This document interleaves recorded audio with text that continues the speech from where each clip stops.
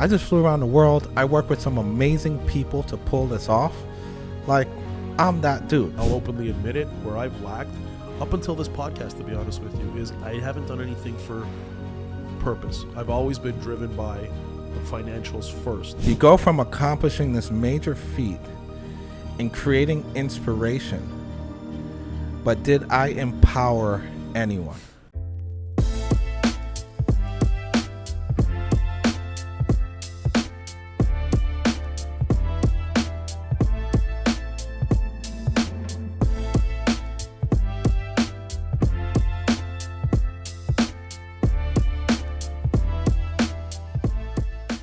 And welcome back to Rise Podcast, Life Stories of Accomplished Individuals. As always, the premise of this podcast is to meet and speak with accomplished people to understand their life path, to understand the difficulties they had to go through and how they went through it. Today we have Barrington Irving with us. Barrington, hello. Man, I'm glad to be on. I'm glad to be here. You know, I'm glad you're here, man. You and I met. The first time was probably about maybe 4 to 6 months ago. We were introduced by our mutual friend Jason, who's in the room. Jason's just over there. Shout out to Jay. And you know, Jason, I remember he was telling me, you got to meet Barrington. You got to meet this guy. He's just accomplished all these. I'm like, listen, I feel like he's so excited about you because you guys are good friends, right? That's my boy. And he just couldn't convey it to me, so he's like, no, you got to meet him. So I came and I met you. And we spent some time together, and we hit it off right away.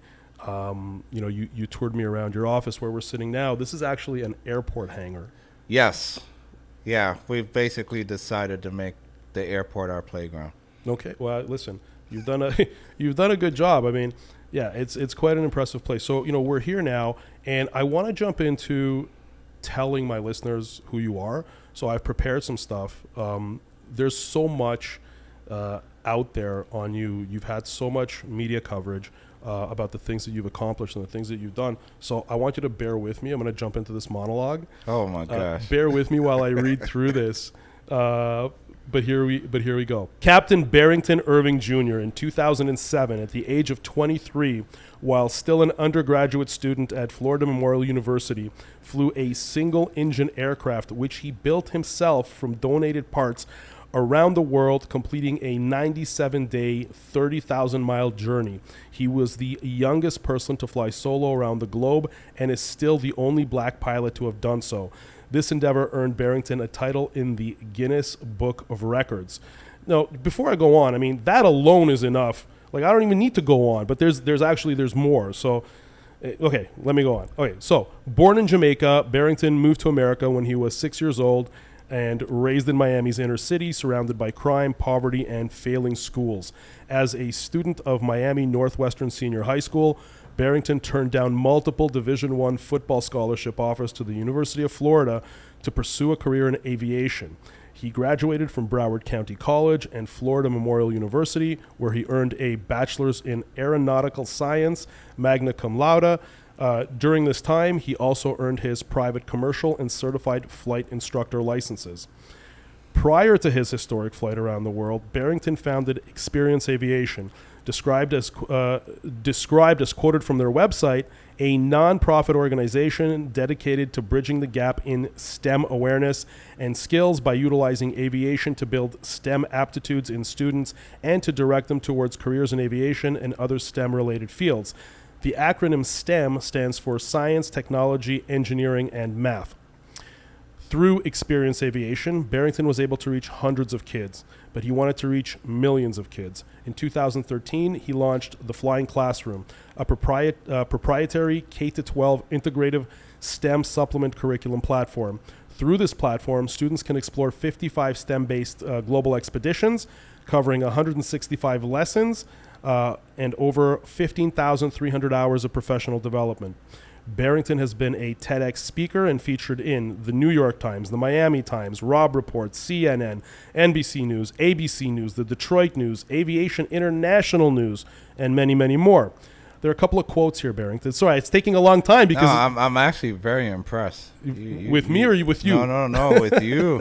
What, man, for putting this all together? Yeah, man, you did the research. Listen, I don't play games here, man. That's what I'm doing here. Okay, so there are a couple of quotes. There's several quotes that you've made, but there were two that really resonated with me, and I wanted to share with the audience before we jump into things. So, quote from Barrington: "Just make the first step. Whether you trip or stumble, you're still moving forward." That gives me goosebumps even saying it, and we're going to dive into that because that to me is such a major premise of my life, and to hear you say that really resonated with me. Here's the next thing, again, really resonated with me. And just for the record, like, these are the type of things that, and this is what really drew me to you, is I draw inspiration from other people to help me raise my boys. As you know, I have 3 boys.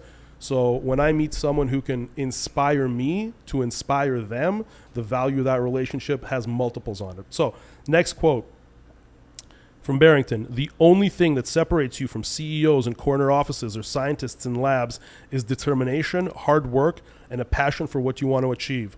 The only person who can stop you from doing something great is you. Even if no one believes in your dream, you have to pursue it." Yep. That's some powerful stuff. Thank you for those kind words, man. Thank you. Listen, thank you. I mean, let's talk about, I mean, I'd love to jump into the trip around the world. I'd love to jump in to the school. We'll do that in a bit, but I want to kind of do this chronologically. One of the things that I really noticed in kind of studying your career path and all the things that you've done is everything is very purpose driven. It almost feels like the stuff that you were doing. I know you made that comment one time about you being inspired to be a pilot initially because the gentleman who you met with told you how much pilots make. But outside of that, I mean, everything is so purpose driven in the way you operate. And when we first met and we talked about the flying classroom and you showed me the curriculum and you demoed all that stuff to me, it's all purpose driven. Like, it doesn't seem to be profit driven, although I'm sure it is profitable and you're doing great with it, but it's really driven by purpose, which to me it means a lot. But let's go back chronologically. You were born in Jamaica. Tell me about, it was brief. I mean, you left when you were 6. Yeah, born in Kingston. Of course, one of the most challenging areas in Jamaica. Yeah. Has its challenges, but Jamaica is an amazing place. I get a chance to go back there quite a bit, but nevertheless, came from very humble beginnings. My parents were from 2 opposite sides of the island, and I came to the United States in 1989. So it was, at the time, I only had 1 sibling. And so it's my mom, my dad, and myself and my brother. We came to the United States. Yeah. And basically, some family friend took us into their 2-bedroom home. And they already had 4 people in their home. Oh, wow. So it was 8 of us sharing this 2-bedroom home, 2-bedroom, 1-bath home. And that's how our story started in the United States. And that's here in Miami. Yep, right here in Miami. Wow. And so tell me a little bit about your folks. I mean, what did they do in Jamaica? So my dad was an immigration officer, also was a police officer. And my mom, she basically was interested in the nursing field. So she'd do things to support, the elderly and those type of things. But humble, very humble, hardworking people. My dad did construction, and that's how the United States connection came in. So before we migrated here, my dad first started doing construction in New York. So he traveled from Jamaica to New York, working on all these high-rise buildings and so forth. Did that for some time, and then we were able to come to the United States. Okay. And so, I mean, growing up here, it sounds to me like your parents weren't, like, neither of them were super entrepreneurial. Well, believe it or not, at first they weren't. It wasn't until I was about 12 years old, my parents started a very small bookstore. Okay. So I had a chance to understand some basic fundamentals of business. Not a lot, but I'd be the one taking inventory. I used to hate taking inventory at my parents' store. I used to hate having to just smile and welcome people, into the store. But before that, man, my dad, some of the stuff he did as it relates to construction, especially after Hurricane Andrew passed through. Yeah. I'd see my dad. He'd get home, he'd eat his dinner and pass out. he was that tired. And then my mom literally was a nurse's aide, so she would be the one responsible for taking care of the elderly, giving them showers, making sure they're clean, if they use the bathroom in their diapers, Right. So in seeing that, I always knew like I'd have work ethic. So But that's a small piece of the equation. Yeah, for sure. So that's what I wanted to ask you about. I mean, seeing your parents work as hard as they did, I mean, you made that connection early in life that in order to achieve anything, you got to really... You got to bust your ass to do it. Yeah, you got to really do it. So, okay, so what were the, what were the challenges? I mean, you grew up in a place that, it was dangerous. Like, you went to school in a dangerous place. How was that, like... How did young Barrington kind of deal with the stress of that? And look, to be honest with you, like I'll tell you, like to me it's foreign. So it is. It just is. It's foreign. Like from what I've read about kind of how you grew up and the circumstances and stuff. So I don't. It's hard for me to even kind of formulate the questions. But growing up in an environment where there's a threat of violence on a daily basis, right? That's like and some of it some of it you don't know. It's not until you start becoming a teenager. Yeah. And you're in high school, you start to stitch everything together. But I'll give you an example. We had a very small house, and I'll never forget, my parents wouldn't let us ride our bicycles outside of the front of the house. I'm like, well, why can't I go down the block? Why can't I do this? And so forth. It wasn't until I got a little bit older I started to piece everything together. And what I realized was we literally had a dope house in front of our home. And that's why every night on Saturdays and on the weekends and Sunday nights, the helicopter will be out circling with the bright lights on the house and stuff. I never knew we literally grew up right next to a dope house. Did this affect your childhood? Do you feel like as a kid, like you grew up under like stress of this environment? I'm not sure if stress is the right term. I'd say I knew I was poor, right? Okay. So we knew we didn't have a lot. We Right. didn't have much. So I knew I was poor, but I think my parents did a really good job insulating that from us. My parents are religious, and I think that also helped us. So the church kind of became our refuge. Okay. Where, on the weekends we'll be involved at church. Sometimes a couple of days during the week we'd be involved at church. So I think that was like a good refuge where we were able to get away, and those type of things. But it wasn't until I got into high school and you start seeing things. You see a guy's head. I'll never forget. A few blocks down from where I grew up, I was, I take public transportation, take the bus, and I heard this bang noise, and I wasn't sure what it was, and literally a cab driver just got his head blown off. You know what I'm saying? So like, you start to see things, you start to understand the concept of drugs. Yeah. And alcoholism, and you start to stitch things together and like, why are there so many liquor stores in my neighborhood? So you start to piece everything together slowly if you pay attention to it. And that's when I realized, man, and then you start losing friends in high school. You lose them because they were killed? Yeah, they got shot, got killed, or they're go to jail. I mean, I knew I never wanted to go to jail because one of my friends got locked up, and I had the opportunity to go and visit him. And when I went there, I was like, oh, no, that's not for me. You understand? So, like, I saw the reality of these things, yes, at a young age, and yes, it's messed up, and yes, no kids should see that. But for me, I was like, you know what? That's not the road for me. At what age do you feel like you realized that, A, it's obviously like a suboptimal situation, and B, like, you need to do something to, like, I'm assuming, just knowing you today, that when you identified that this is not the greatest situation, were you already, at what point were you formulating in your mind, okay, I got to get out of this situation. What do I need to do in order to do that? I think I probably realized that my freshman year of high school, but I had no answers. Was I that had like no 15? solution. So yeah, that was definitely about 14 years of age. I had no answer. I had no solution. And but when I met that airline pilot, it was just serendipitous. How old were you? You met him when you were 15, when right? I was 15. But hold on a sec. Before we get to the airline pilot, did you talk to your parents and say, hey, look, like, how do we kind of get out of this? How do we improve our situation? Did you have that conversation? Did they have solutions? I'm trying to pinpoint your kind of turning point where you said, okay, I gotta now get to the next place. Like, I gotta fix this and I gotta excel past my circumstances.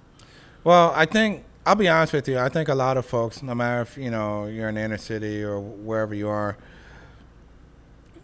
you kind of reach an understanding of where you exist in life.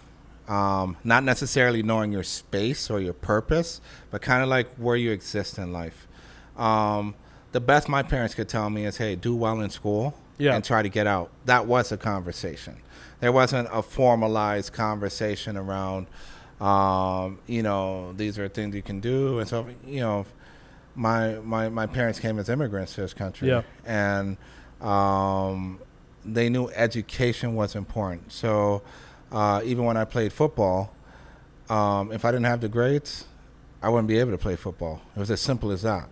So you knew you had to have the grades. So I knew that, right? But that was the best my parents could help me in understanding that. And of course, you'll have teachers in school, especially some of the schools I went to had quite a few teachers who were present and experienced the riots that took place here in Miami. And that was still very fresh.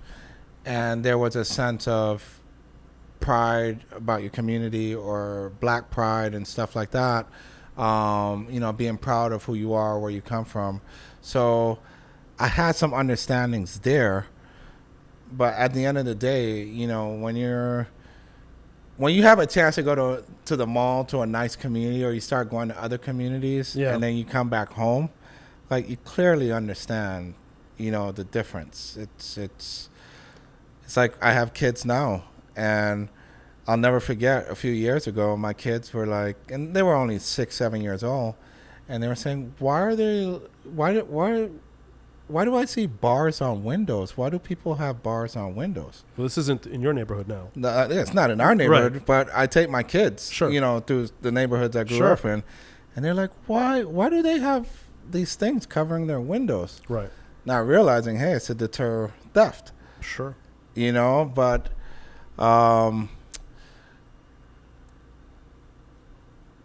I come from the standpoint where I think trauma is very important. I agree.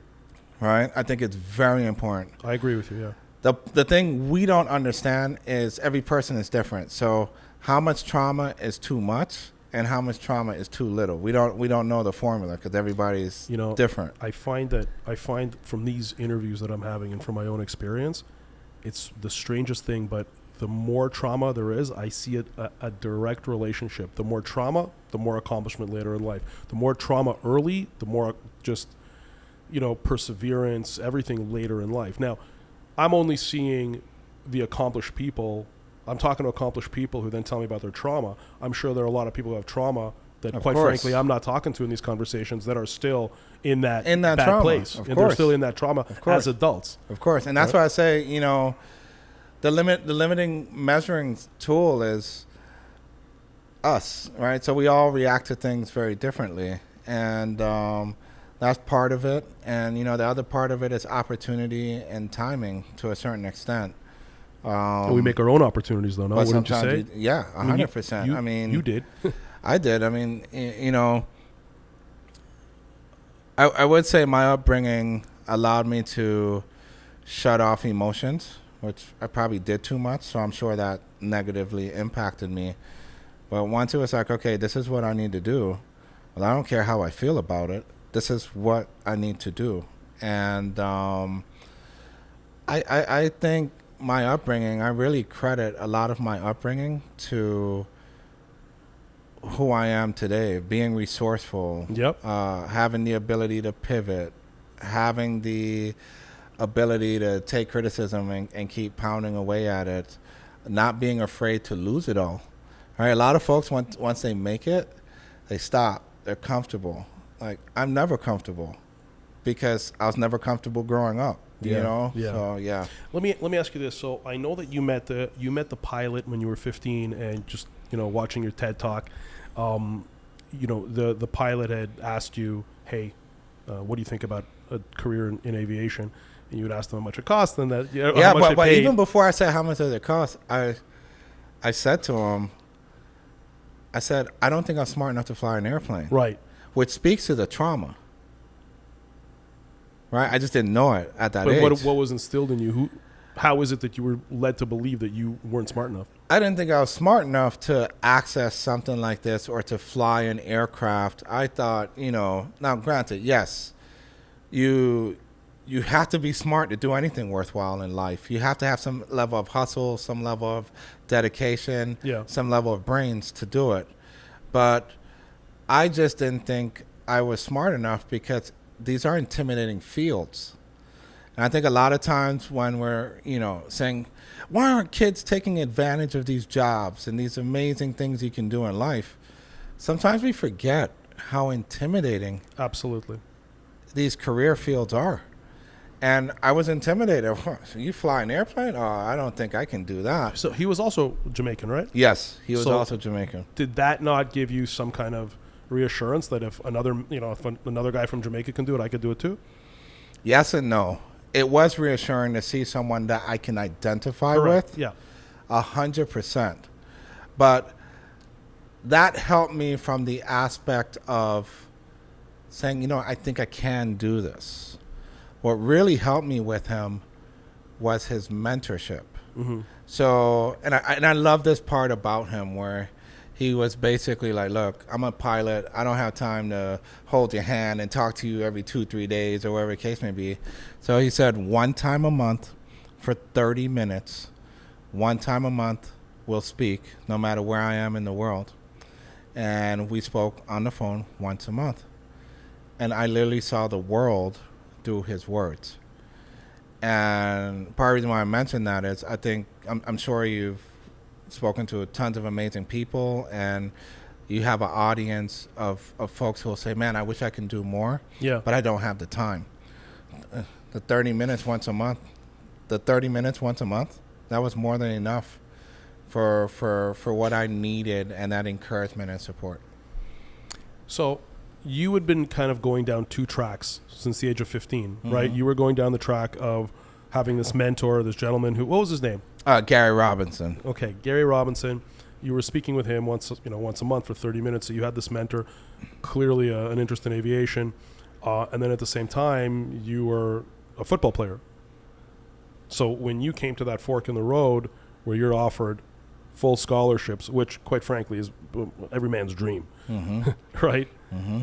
How I'd like to understand how you could turn down such a mainstream opportunity, such an opportunity that people dream of, to go down this kind of road less traveled with aviation. How did you decide between the two? So I had some help in making that decision. That help came from my social studies teacher. So I had a teacher, her name is Miss Batiste, and I did not like this woman. When I was in school, I couldn't wait to finish her class. I couldn't wait to just get out of this woman's class. But she played such a pivotal role in your life. She did. What I didn't understand at the time is what I viewed as criticism, what I viewed as her being a tough individual. What I didn't understand is she just saw more potential in all of us than we saw in ourselves. She had the ability one day to make me stop and think about my future, where she said to me, Barrington, forget about football, pursue a career in aviation. And she kept nagging me about it. But how cool is she to make that statement? That's 100%. When everybody else is telling you to play ball, to take the scholarships, I honestly ignored her the first few times. How many other your peers or friends or kids that you knew got the same opportunity with football that you did? And made the same choice? No, that had the opportunity. Okay. I mean, I played for a football team that was ranked number one not only in the state of Florida, we're ranked number one in the country. So the expectation is, all right, you continue your football career in college. That's whether it's Division I, Division II. So you're telling me this woman, Yeah, sorry, what was her name again? Miss Batiste. Miss Batiste. Johnny Mae Batiste. Okay. I'll never forget her. Clearly. Yeah. So this woman, how did she convince you to do this? Like, So we had an assignment in our social studies class where we had to think about what our life would look like in the future. And I first said I wanted to be a football player. That's what my life would be in the future. And she's like, Barrington, that's unrealistic. Not going to happen. Unrealistic. And even if you make it, you'll only make it for maybe 2 years or 3 years. That was the first time somebody ever said something like that to me. So she made me do some research at the time to find out exactly how much does a football player make, if you make it in the league, and how long you'll last. And let's say you're an average player. I mean, I'm not the biggest guy, so I knew if I've had the chance to make it, you know, I'd probably fall in that 2-3 year window type of deal, 5 at most. Then she had me compare it. This is all from a classroom assignment. She had me compare it to being a professional pilot. And when I did that, it became blaringly clear, if I made it to the NFL, if my income capacity will be short-lived versus being a pilot and having the ability to do that for 30 years of my life, I'd financially do better. I'm smiling because, sorry, how old were you when you made this decision? Goodness, that was, what was I, 17 years old? So do you ever stop to think that 17-year-old Barrington had the analytical acumen to sit down to do that risk cost-benefit analysis? That's very advanced. Well, it's not that I had the analytical skill. It was just quite clear on paper, because you started to see No, I know. when the money runs out. But remember, this was an assignment. No, I get it. But when you say it's quite clear on paper, you can have all the paper in the world. But when you have the glory and fame and fortune of becoming an NFL football player, you know, a lot of logic goes out the window. And any other, I think, 17-year-old wouldn't have done the analysis that you did. And even if they did have quite frankly, the intelligence to do that analysis, they wouldn't have then sat down and said, yeah, I'm going to go like be a pilot. In their minds, for sure. Yeah, me at 17, they're like, hey, that's what I'm going to do. Are you kidding me? Yeah, that's what I'm going to do. I can go and live the life of a professional football player or the life of a pilot. I mean, you took because there isn't the aspect of like fame and fortune behind being a pilot, but there is there is behind being a professional football player. And, you know, when you see kind of shows like, was that one with Dwayne Johnson, Ballers? Oh, yeah. And you see that whole, you know what I mean? So, I mean, that probably wasn't around when you were making this decision. But my point is that that's a very glorified lifestyle. And I'd like to understand. So here's the value that I'm trying to extract from this. You as a young man, you didn't take this route of like this, you know, the flash, and you weren't seduced by that. You analyzed the numbers. You made your decision. You were very prudent and logical. What I'm trying to establish like if somebody who's listening to this, when they're making choices, I think good decision-making abilities is one of the key factors in success overall. How do you develop this? Like, how did you do this? There were a couple key factors that tied into me making my decision. One was, of course, my teacher. The other factor, believe it or not, was seeing football players who graduated from our program. So what Miss Batiste was telling me wasn't too far-fetched, and I'll explain why. I saw guys who graduated. They won state championships 3 years, back to back, and they were still in our neighborhood. They were still on the streets. Right. Okay? So I knew they didn't make it. And these weren't guys who were average players. Some of them, I mean, goodness, we had one kid who literally was supposed to be the next Sean Taylor.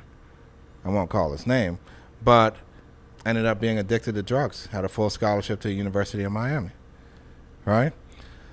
So I saw those things also at the same time, and I'm starting to think about what Miss Batiste is saying, and I'm like, you know what? It's just not too far-fetched. Right. If I didn't see the reality of those things, I probably would have stuck with football. Okay. So you made this decision. Mm-hmm. You decided to go into aviation. You eventually graduated, and you went to college.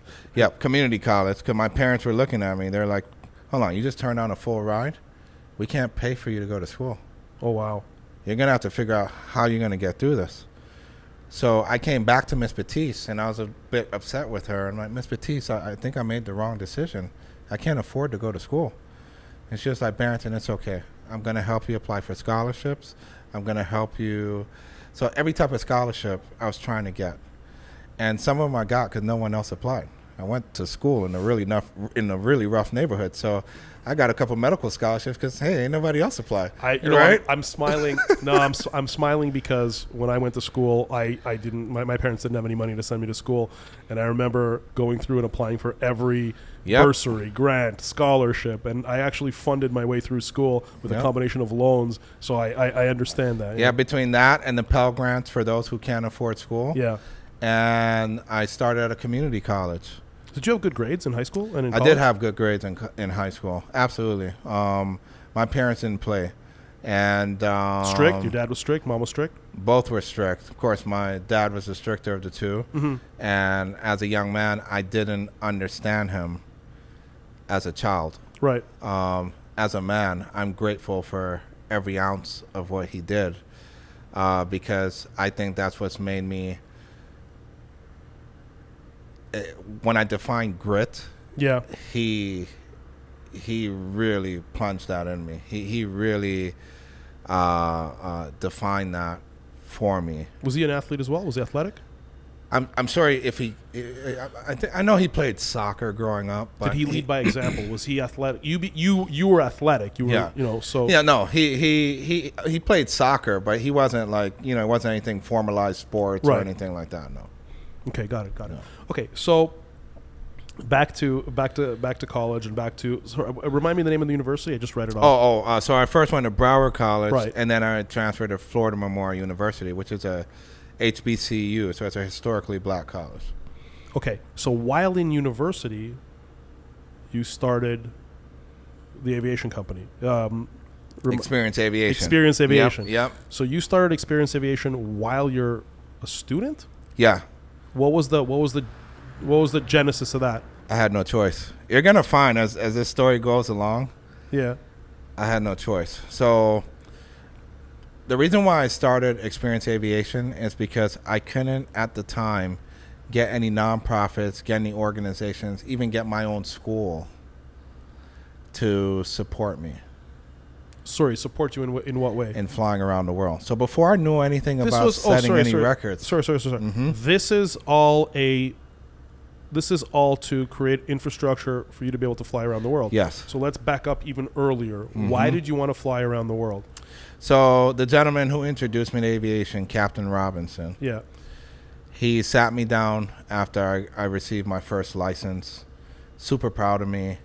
And I'm expecting he's about to sit me down and be like, man, son, you killed it, and, whole 9 yards, which he did. He did that part of it. So you got your license at the same time that you were studying aeronautical engineering? Yes. Aeronautical engineering. Yeah. So it's actually a very grueling thing to do in college. So a lot of people think getting a pilot's license? Getting a pilot's license while you're working on your degree. Oh, you don't say. Yeah. Wow. Like. Yeah. Okay. Clearly, it's a difficult thing to do. Like one of those things is a difficult thing to do. Yeah. Two of them simultaneously is crazy. And you had figured out a way to pay for all of this too. Yeah. So what started to happen? I basically went to community college, got the Pell Grants, started to major in aeronautical science. The grants were enough to get you through? Grants were enough to get me through. So I didn't have to pull any student loans because my parents, their income just wasn't. I understand. Wasn't And there. you Yep. applied for these grants yourself. Like you were Yep. sitting. Between the grants, thanks to Miss Batiste, wasn't like I knew. Thanks to Miss Batiste, who said, all right, you need to do this one, this one, this one, this one. Did the essays, did whatever in the application. Had my parents sign stuff they probably didn't even know what they were signing. Right. And but a combination of that paired with getting those scholarships, that was able to carry me through community college. And then there was a scholarship being offered by the Air Force to get more minorities into aviation. And I said, you know what, let me do this. This is my shot to pay for my flight licenses as well, my remaining flight licenses, and going to the Air Force. So I did that scholarship with Florida Memorial University.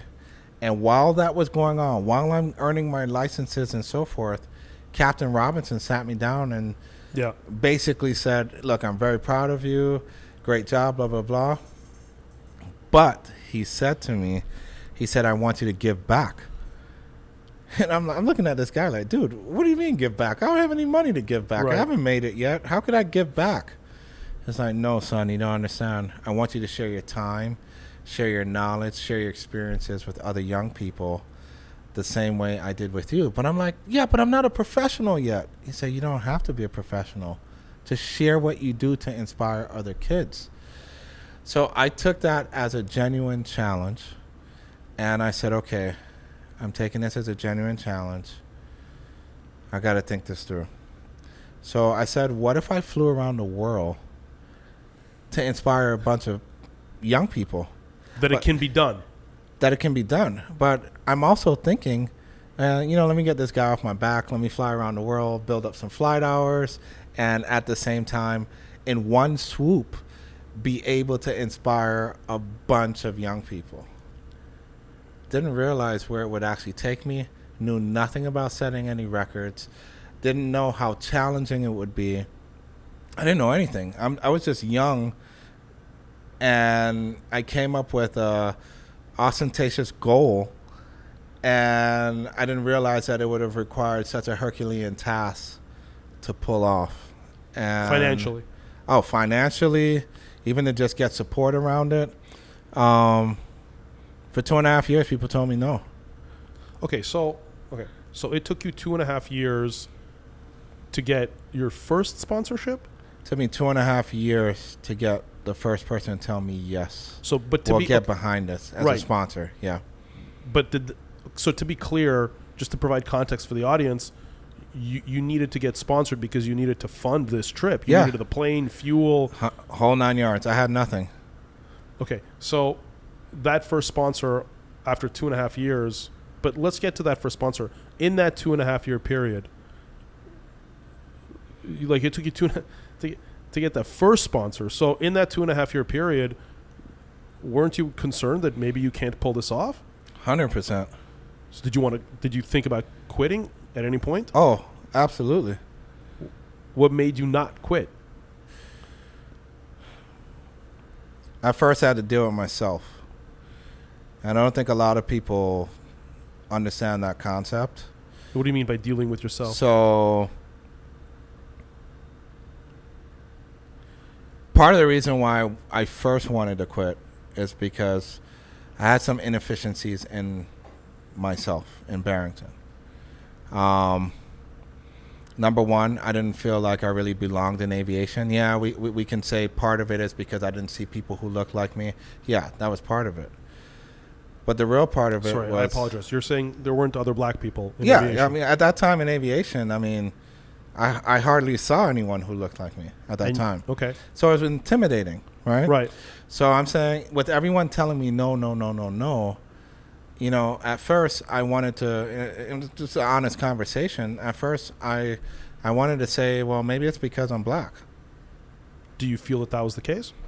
I'm sure for some folks it was. Yeah. Especially when I analyzed some of the conversation, right, that I would have, were discouraging or so forth, or folks when I wanted to help. But that wasn't the major issue. The major issue was I had to learn to deal with rejection. That was a bigger piece of the equation. So for everyone who told me no, And I want you to clearly understand this also. It wasn't just white folks telling me no. Even those in my own community, some folks who at the time were quote unquote community leaders and so forth that looked like me, they were also telling me no. But do you think? Okay, so I understand. I understand that they didn't look like you, and Yeah. that was part of it. Do you think also, and not to deflect from that, but do you also feel that it could be that you were super young and you were still in school? Oh, 100%. The youngest person to fly around the world prior to me was 37 years of age. Wow, and you were 23. 23. So these were the things I had to understand is the context of what's going on, of why I'm being rejected. But even before I can understand the context, I first had to deal with myself. How do I deal with rejection? How do I deal with my self-confidence? And this was really tough because I'm going into meetings and I'm meeting with folks in business suits, right? And I'm meeting with professionals and I'm meeting with individuals who are accomplished. So I had to say to myself, I belong to be at this table and to have this meeting and to have this discussion, even if I'm rejected.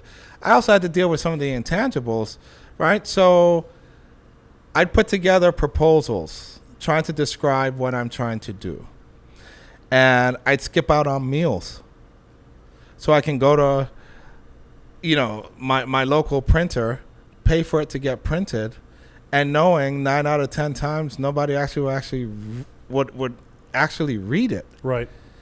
So I had to deal with rejection in that manner. And what I was doing is I was making it personal. That was my mistake. I was making all of these different factors we just described. You were a young man, though. That's understandable. Yeah, I was young. I mean, half the people who rejected me, I was like lit up about it, But it's because I was making it personal. And I see that in a lot of people, whether young or old, that's still an issue for them where rejection becomes something personal. And what I had to learn is how to take rejection and, going like Kobe mode, right? Yeah. And you hear so many stories of Kobe, right? And folks would say, man, Kobe sometimes was just looking for something to just fuel his fire. Yeah. And that was kind of me, I had to learn how to take these things and fuel my fire. Okay. Yeah. And so you eventually made the shift from not taking it personally, and you got past that hump. Yeah. And you secured your first funding. So what percentage of the total amount of money that you needed was that first? Goodness. So I had to really humble myself. Because my first sponsorship, believe it or not, it wasn't financial. It wasn't physical cash. It was parts. It was parts. For the plane. Because I quickly realized, and it speaks to strategy, right? No matter what you want to do in life, you got to have a strategy behind what you're doing. And sometimes it takes a while to figure out the strategy. Yeah. So I knew nobody would take me serious if I didn't have an aircraft. I knew that. So I tried reaching out to aircraft manufacturers. Can you rent me a plane? Lease me a plane. Let me borrow an airplane. I'll make sure it has insurance. I just need a plane. No one would budge. I'll never forget sitting down on my bedroom floor frustrated. And then I had this light bulb moment. And I said, when people steal cars, what do they do with them? When they steal them, what do they do with them? They strip them down, no? Yeah, they strip them down, right? Go to the chop shop. So they bring them into our neighborhood and they strip them down. I said to myself, hold on. Well, for a car, these parts are manufactured by different companies. Yeah. I wonder if that applies to airplanes.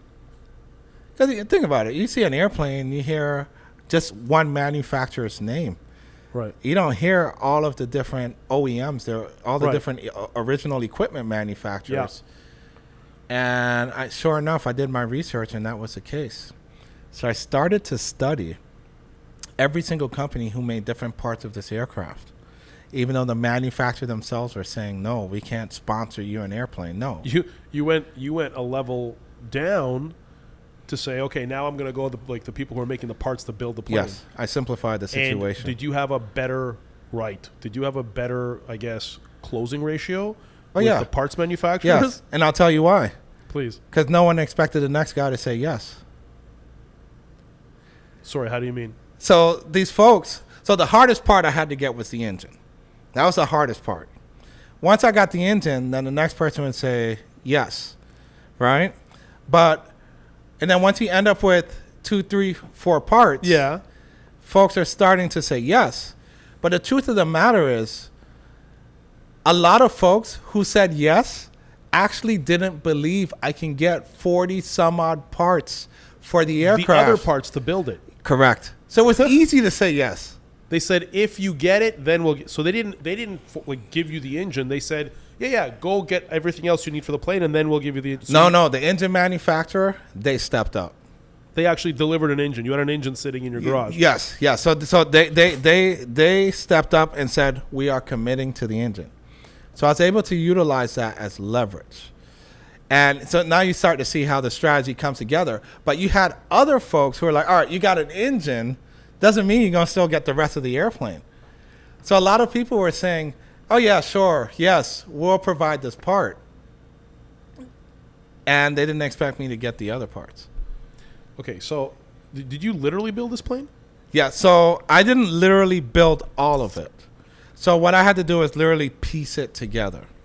Now, it forced the manufacturer, because of course it has to be certified. Yeah. There are things that goes through with the FAA. You also have to, you're also getting into this thing and flying around the world. Correct. You want to be careful that you don't get hurt. So the manufacturer built the plane based on the specs and so forth of what I wanted. Now, to do the modifications to the plane, because this was a single-engine airplane. Yeah. Single-engine airplane. It's a prop plane? Yes, propellered aircraft. So I had to figure out how to do all the modifications to the aircraft. Okay. So taking out the seats out of the plane, putting an extra 75 gallons of fuel, giving the plane the capability to fly for 15, 16 hours. Wow. Instead of 4 hours, 5 hours. Remind me again how long that entire flight was? Oh, goodness. It took 97 days 97 and days. 145 total flight hours. You were flying every day? Not every day. Some places I got stuck for a few weeks. Weather? Weather was the greatest challenge. And I had no weather radar, and I had no de-icing. Absolutely crazy to fly around the world. So I quickly realized I had to be more than a pilot. You got to be a meteorologist. There's so much that goes into this. Now, of course, you're working with flight planners. You're working with all these people. But when you're flying in an airplane for 12 hours, 15 hours at a time, a lot of weather can change. And you have no control of it because some of the countries you're flying over, it's not like you say, oh, you know what? The weather was bad, guys. Let me land here. Back then, folks could shoot you out of the sky if they so choose to. Wow. Right? Back then, you could be detained and arrested, which almost happened to me in 2 countries. And, there's all of these logistical challenges, and it could really mess you up. It could really mess you up. There's a reason why the record stood at age 37 for such a long time. Well, because you're also not communicating with anybody. You're also alone up there. You're alone. Once you're gone, you're gone. There's no like... Yeah, there is no communication. Now, I was able, whenever I could get reception from a satellite phone, I was able to sometimes call my flight planner. But back then, even weather radar was very limiting internationally. Okay. So let's excuse me. Let's step back for a second. So you finally got all of the sponsors to step up. Yep. You got the plane. Yep. You made the flight. Well, even before that, I'll tell you a joke. I didn't know how to swim. Huh? Yeah. But there's a picture of you on Flying Classroom scuba diving in one of the... Yeah, Flying Classroom. I was afterwards. When I flew around the world, I did not know how to swim. So was the concern you might have to land in the ocean? And you? Oh, heck yeah. Think about about it. That was it. a real concern? Heck yeah. Think about it. The world is mostly covered by water. But what would cause you to, were there a bad lot of... weather? Something can happen. Remember, I'm also pushing this plane beyond its limits. This is an engine designed to run 4 or 5 hours at a time. I'm running this engine 12 hours nonstop at a time, 15 hours nonstop. You just never know. Let's say it's not the engine. Let's say it's a turbochargers on the engine. Right. One of the accessory parts. You just never know. So you're prepared to risk your life because you might have to do a crash landing in the ocean, but you can't even call anybody. You can't call anyone. You don't have any chase plane. So I'm like, I knew if things didn't go right like that, that would be it. That would be it. I mean, some of the places I'm flying over, the Bering Sea, you're talking sea swells, that's easily 12 feet, 15 feet, 20, 30 feet. Sorry, so hold on a second. If you crash landed in the ocean and you're floating, I did survival training. Hold on a second. Would the plane sink? Oh, 100%. The plane sinks right away? Yeah, 100%. So did you have like a life jacket or something? I did have. So I didn't have. There's a special flight suit that you wear when you're making oceanic crossings. I couldn't afford it, and I couldn't get anyone to sponsor it.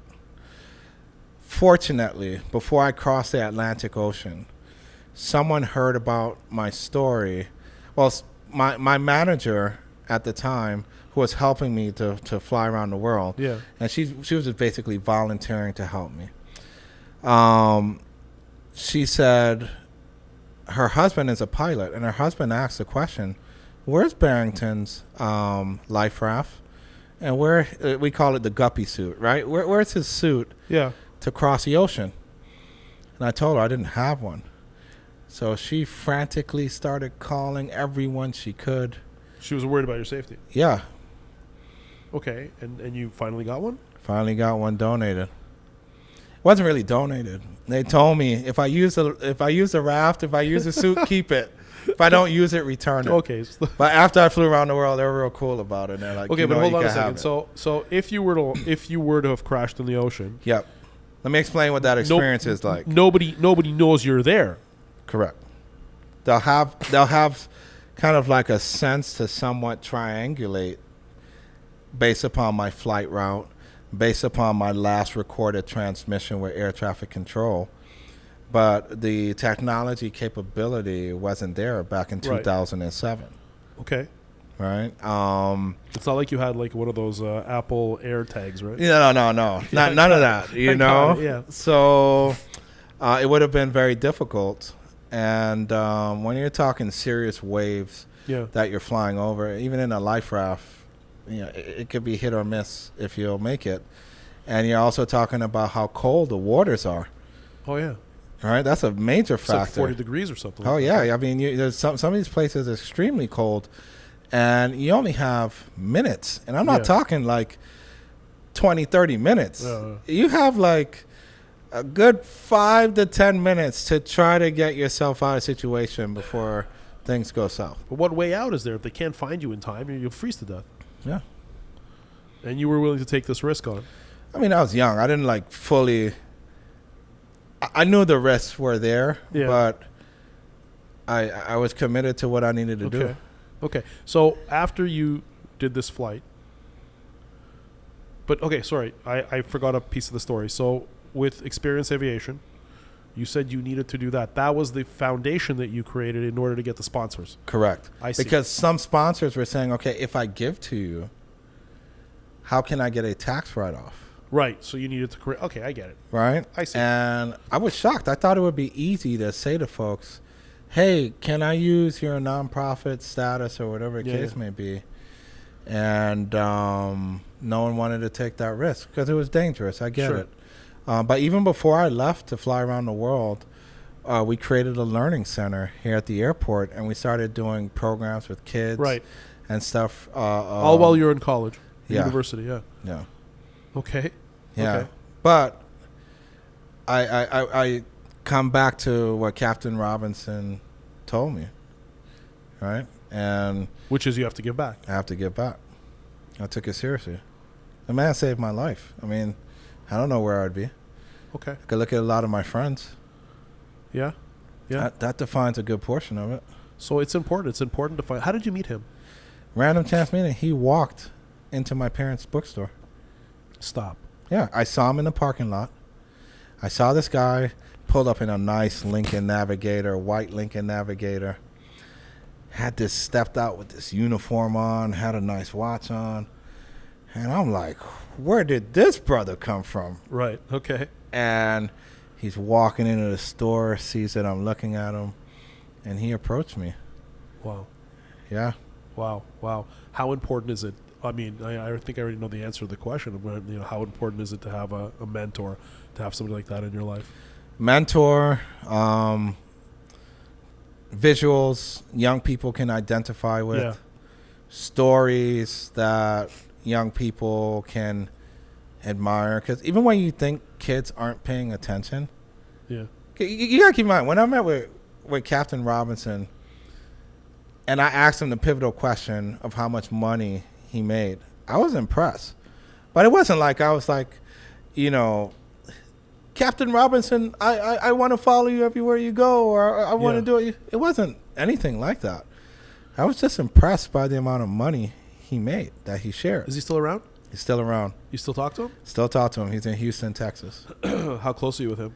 Pretty close. Now his son is becoming a pilot, and I get a chance to give back and mentor his son. That's like the coolest thing. That is the coolest thing. But I mean, when it comes to giving back, you took what he did for you and you multiplied it by millions, because with your education program. And I want to talk about your education program. I mean, one of the things that I was so thoroughly impressed with you when I first met, when you explained to me, you explained your business to me with the flying classroom and everything that you were doing and the programming that you're creating for kids. That's when I right away said, here, I want to introduce you to people who own the school where my kids go to school, and to get that going.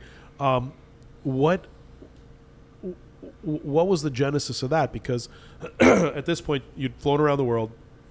You're a pilot. You've got this amazing credentials. You're in the Guinness World Book of Records. Like, how did this happen? How did it happen that you decided you want to mentor millions of kids and you want to do this? I mean, honestly, it started from the work within our nonprofit. So I kind of took the opposite route, right? Most people, they go from for-profit enterprise into nonprofit. Correct. I started nonprofit and then built a for-profit enterprise, but they have totally different purposes. So in my nonprofit, we were starting to have students build airplanes, build race cars, build hovercrafts. We were taking kids from off the street. Right. And Who was funding that? So we were working with local community partners here in South Florida. Same principle as getting the parts, now a different application. I see. Right? So now I'm saying, hey, can you give me 1,000? Can you give me 5,000? Can you give me 10,000? And just meeting with different community groups. And the first major project we did with kids is I challenged 60 kids from failing high schools in Miami at the time to build me an airplane from scratch, from off the street. Right? These kids get that no prerequisite, no nothing. I want to understand. Sorry to interrupt. I apologize, but I need to understand something, because you just made a statement, and when you're saying, you took kind of you did it kind of backwards, where you first started nonprofit and then you spun off a profitable business from a business for profit from there, which is the flying classroom. But my question to you is kind of why, right? So you're a young man to go something into straight for not for profit. What were you thinking in terms of your own financial well-being? So,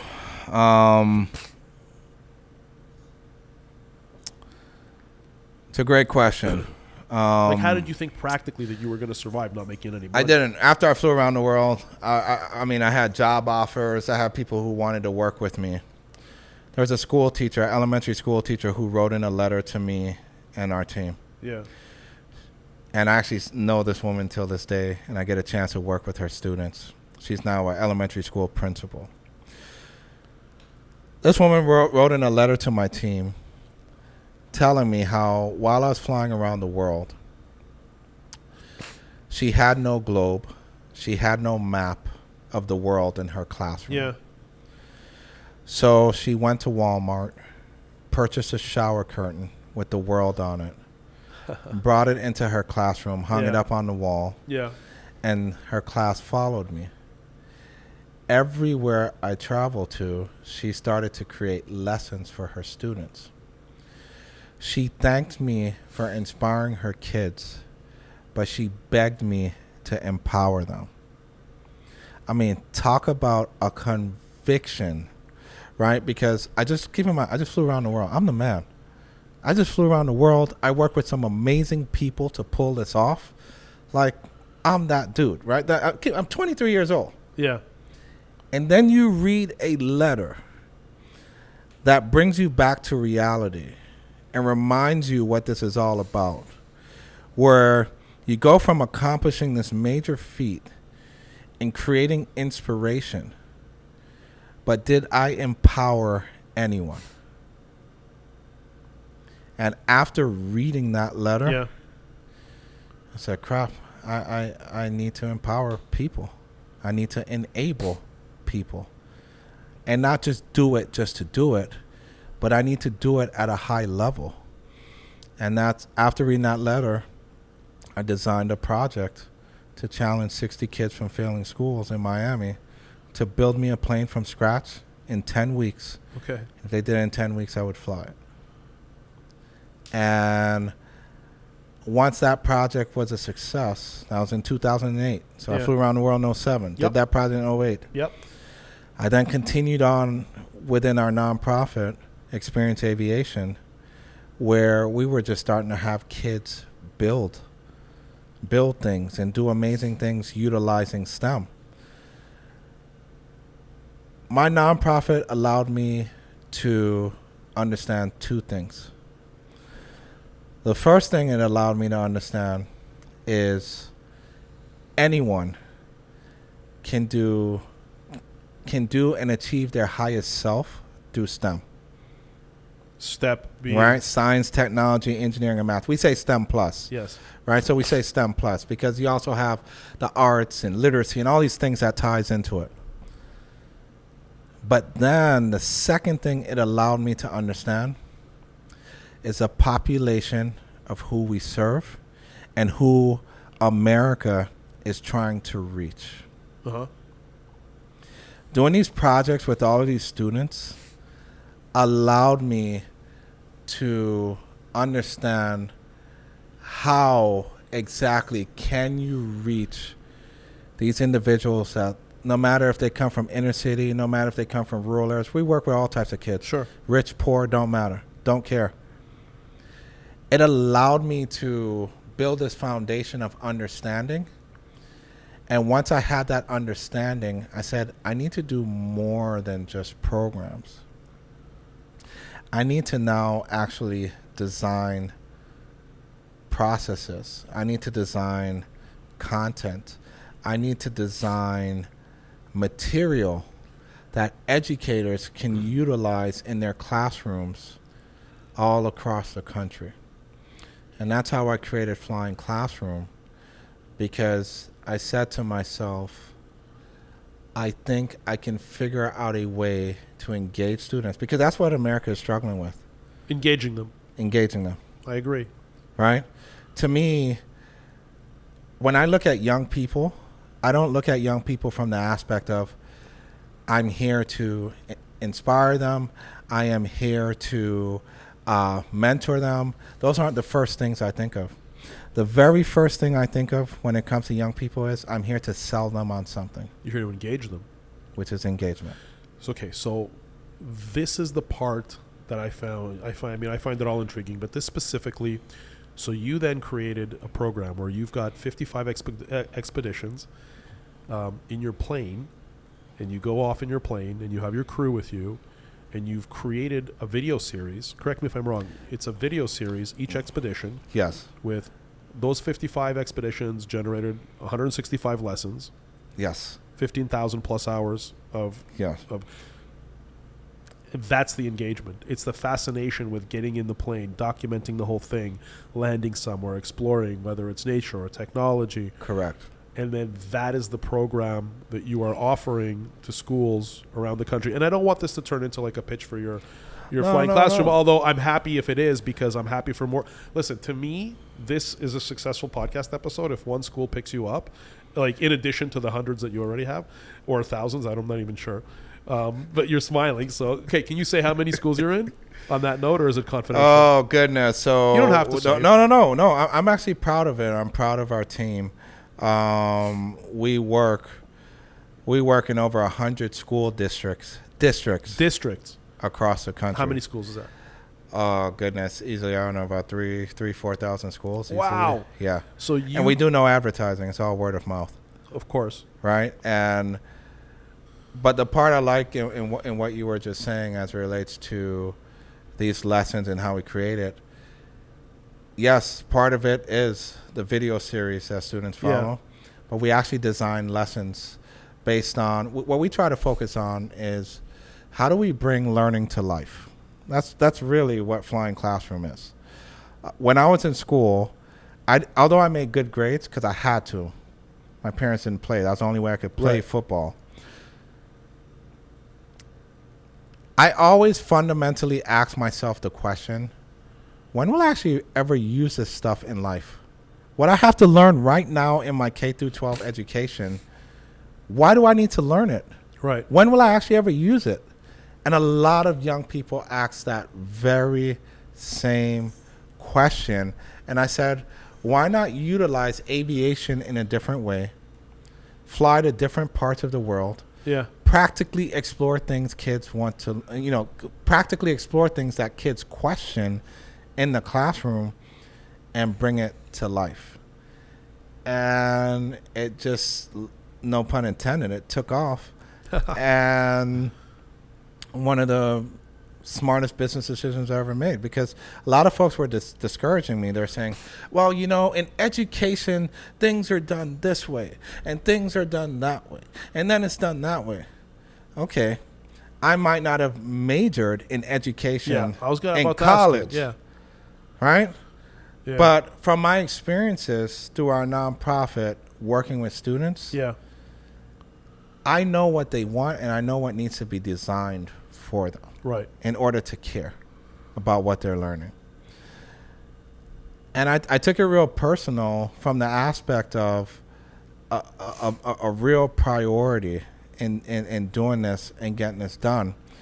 Because I firmly believe part of what's killing, I shouldn't use the term killing, let's rephrase that. I firmly believe part of the discouragement kids are facing in schools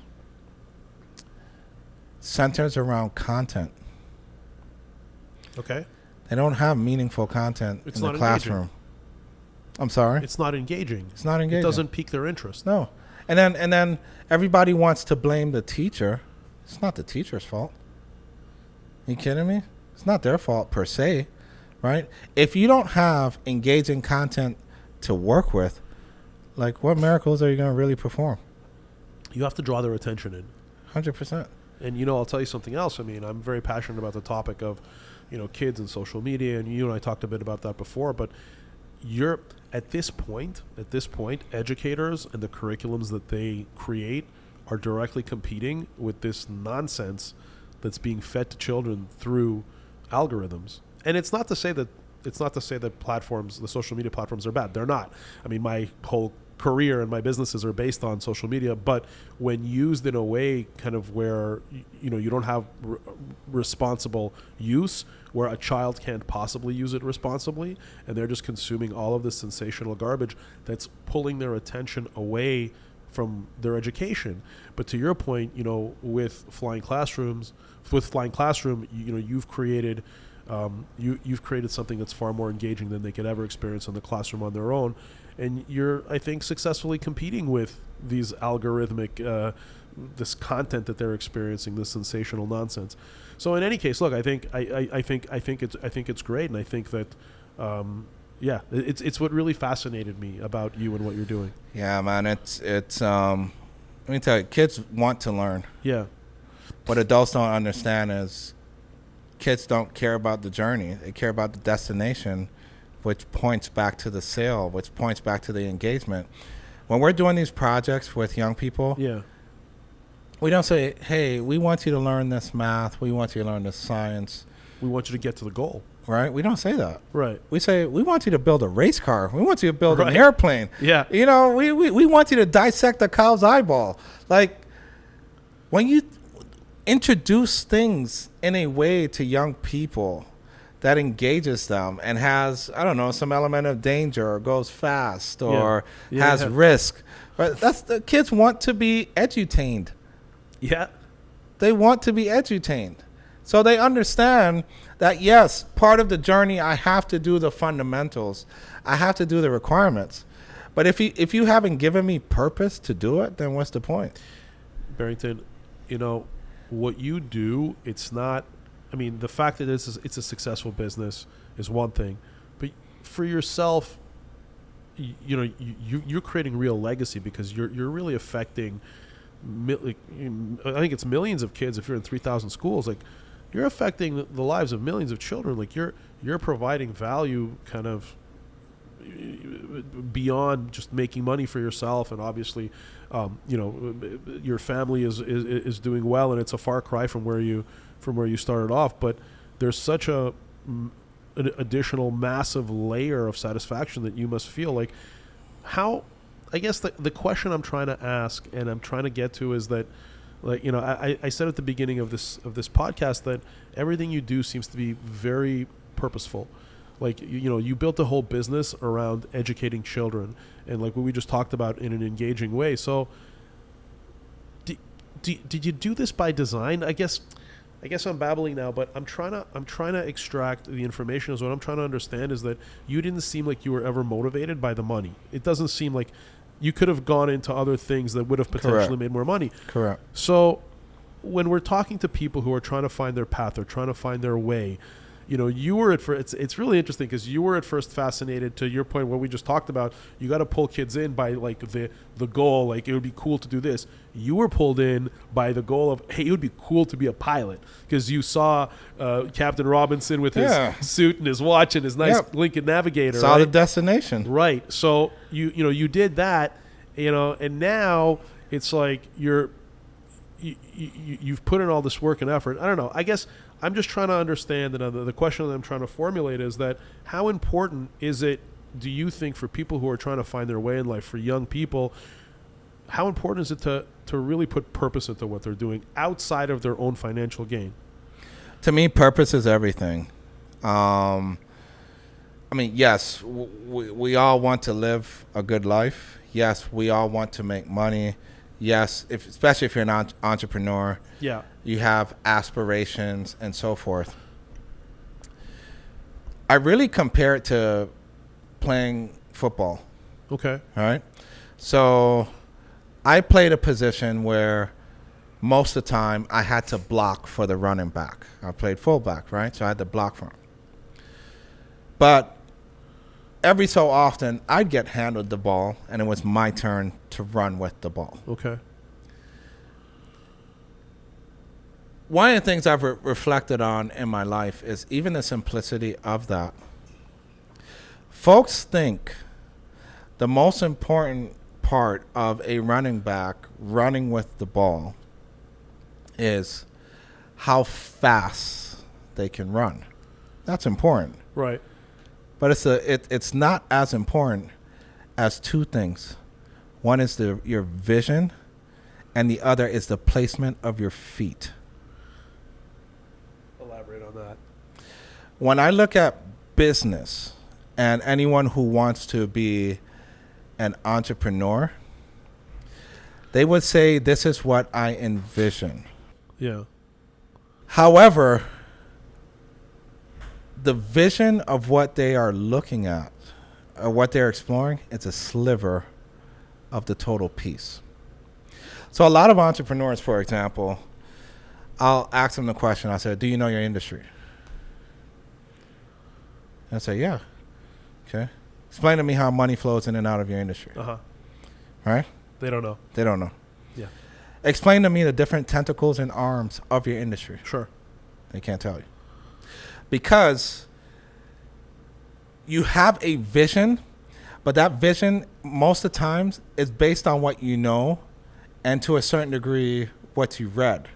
But you've only painted a part of the picture, right? So you're probably seeing between the tackles and the guards. Yeah. You're not able to see further beyond the linebackers and the safeties and so forth that's back there. Now, vision, which basically what I'm describing is strategy, right? And 360 degree strategy as much as you can, okay? But also, let's talk about feet placement. A lot of entrepreneurs, I get it. We're risk takers. Yep. Right? I get it. I did it. I started to do something. I didn't know where I was going. I didn't know necessarily what I was doing. But sometimes where we position ourselves really defines how successful you can be in what you're trying to do. Sometimes we want to get to this phase before doing the drills. You can't have great footwork if you don't know how to do your drills. It seems like you I don't even know if you planned this, but all of the things that you went through to get to where, like, if you kind of look at the timeline of your career and to this day, all of these things, like the drills, everything, like it was all leading up to where you are now. Like the flight around the world, even before that, the whole conversation, the debate between football and aviation. I get what you're saying. I get what you're saying. So you're naturally you've what you're saying to do. What you're saying to do right now in terms of the preparation and everything, you naturally did it throughout your career to get here. But I have a different fundamental, and when I say fundamental, I have a different strategy. I am very big on layering a cake. Okay. Some folks are very big on a single level tier cake that's spread out as wide as his desk. One is not better than the other. That's not what I'm saying. One is not better than the other. But when I do things, I have to be efficient. And I think a lot of entrepreneurs go through this where you are the brand. Some of you might also be the CEO of the brand. Some of you might also be the creative genius behind the brand, right? So I realized very early on after flying around the world, I had to look at things differently where I am stacking and layering my cake vertically. So everything that I do comes back to common core competencies, common core pillars. A lot of what I do, it comes back to that. I'll give you an example. I love real estate. Anything I've touched in real estate, I've done pretty well with it. Okay. Honestly. But I had to know 10 years ago, 15 years ago, yes, I would have made a killing. But I had to know that wasn't for me at that time. Right. Okay. Coincidentally, with some things I have going on, now I'm really about to get into real estate. Yeah. Right. On a much more significant level. But now is the time to do it because it also fits with what I do. There are some people who have the natural skill. There are some people who have the natural skill where I can do this business. Yeah. I can do another different type of business that has nothing to do with the first one. Right. And I could do a third one and a fourth one and a fifth one. I quickly realized I do not have the time nor that skill. I agree with you 100%. And I'm sorry to interrupt you. I'm exactly the same way. Like everything I do. So I spent the last 7 years building out the infrastructure that is my wife's personal brand, and the last 3 years of those 7 I was grooming a CEO who's running it all. And instead of going into something completely different, I'm now starting a podcast based on the knowledge and, quite frankly, the reach to my wife's audience. So I agree with you that when it comes to progress and when it comes to growing as an entrepreneur, I try to really leverage off of what I'm already doing and the knowledge that I already have. As an entrepreneur, you want to take chances, risks, and so forth. But sometimes for a lot of entrepreneurs, it's easy to say, you know what, I'm going to stop this. I'm going to move on to something totally different. I just think it's hard. I think not leveraging your existing knowledge, I think is crazy. But to your point, I get approached now, especially like as, my wife's audience grows and mine to a certain degree.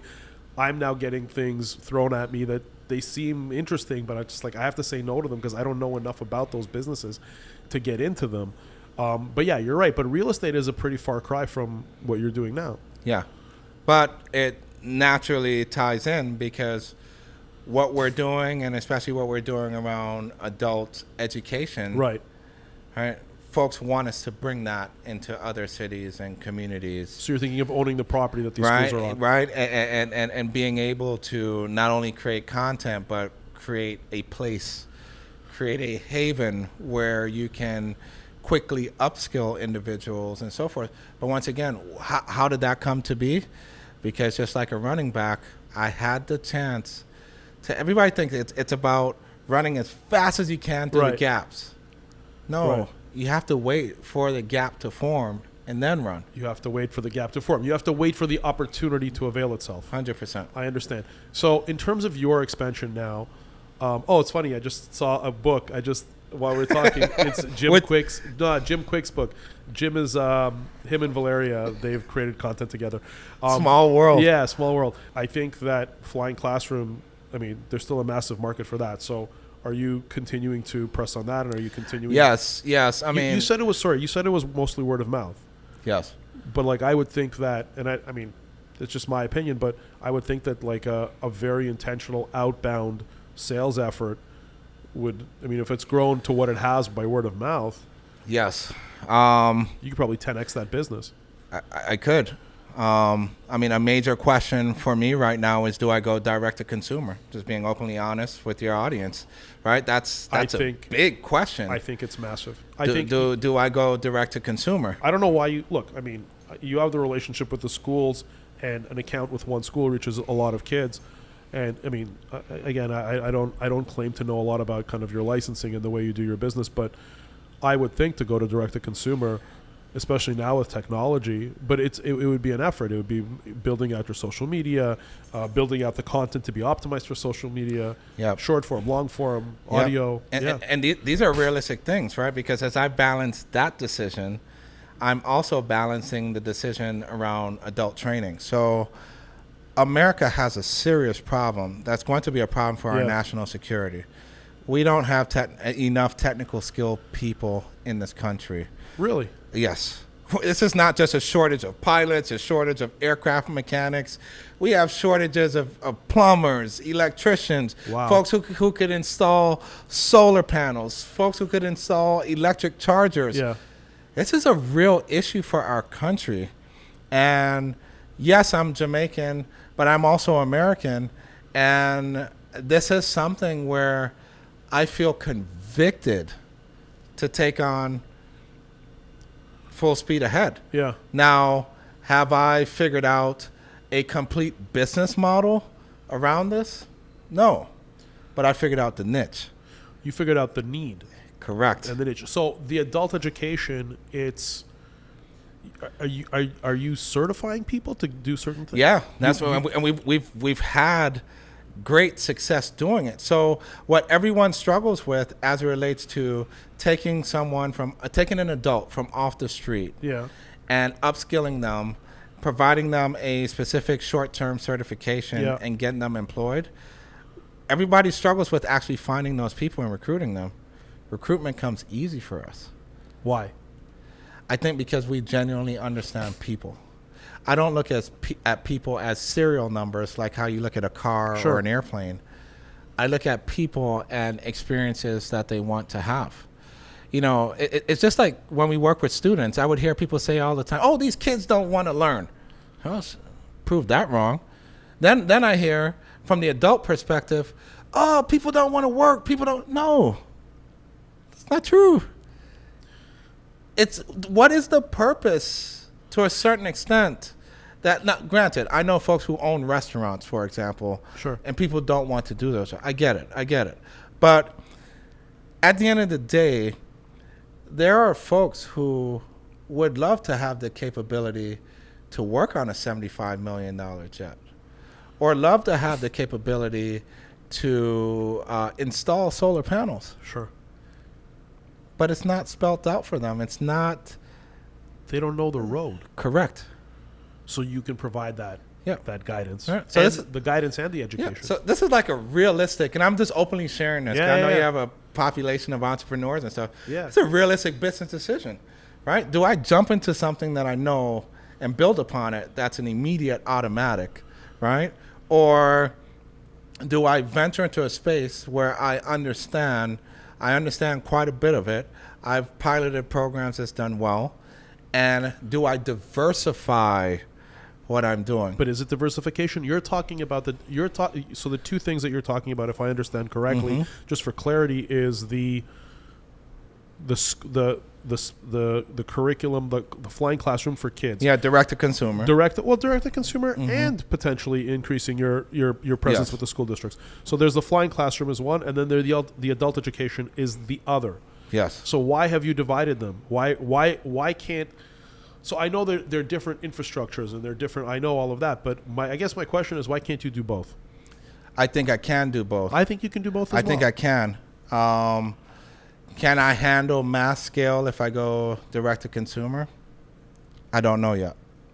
I don't know. I think infrastructurally. I think you need to assess if you currently have the knowledge base within your existing team to do it, or if you don't. Look, I mean, it's not a secret. Like, going back to, like, as an example for Valeria, I hired a person who started with a very famous influencer who's very famous right now, and that influencer was the size that Valeria is today, and now that influencer is 10x of what Valeria is. So rather than, like, sitting and saying to myself, okay, like, Valeria and I, when we asked ourselves, like, we can figure it out, we might do it in 5 years, but hiring this person, correct, maybe we'll do it in 1 year, right? So I think for you, if I may, as, like, kind of one entrepreneur. No, this is what it's about. Yeah. This is like this is a pure example of what your podcast is about, right? It's exchange of knowledge. It's more than inspiration. It's exchange of knowledge, because there are people walking this earth that they have to make these type of decisions. It may not be to this level, or it may be above this level. So what I would do if I were you, this is just this again, what I would do if I were you is I would look at those two divisions, and I would treat them as divisions within the same company. Or it doesn't matter how you structure corporately. You can, it doesn't that doesn't matter. But what I would do is I would find a corporate recruiter, a top of the line corporate recruiter, to find that needle in a haystack on both fronts. So I would find the needle in a haystack on how to take your existing business and hire, like, a C level executive who and pay the recruiters are expensive. They're worth it. And pay that recruiter and get that C level executive for both divisions and have those two people report into you. That's how I would do it. And that was my premise with Valeria's company and hiring the CEO. Like, I hired a proper actual CEO, not like me. No. And you're right. You're 100% right. Another part you're correct with pertains to timing, right? And knowing when to shoot that shot when you have that chance. Yeah. And education is in turmoil right now, where we don't have enough school teachers. A lot of really amazing educators are leaving the field and going into other fields. Right. It's in turmoil. So part of what I'm doing right now is I'm watching, like, where can I kind of put a pulse on strategically, where is education going? Because I can tell you, the next 5-7 years, maybe even as much as 10, will be filled with remediation because of COVID. And that I can tell you. I can share, gut feelings I have. Yeah. But gut feelings are gut feelings until you have some way of saying, you know what? Yeah, this is more than a gut feeling. This is coming, and I think that's some of the challenges. But the other thing too is, I enjoy this, and I enjoy the ability to, like, play this mental chess match, inside your brain, and speak with folks like you, because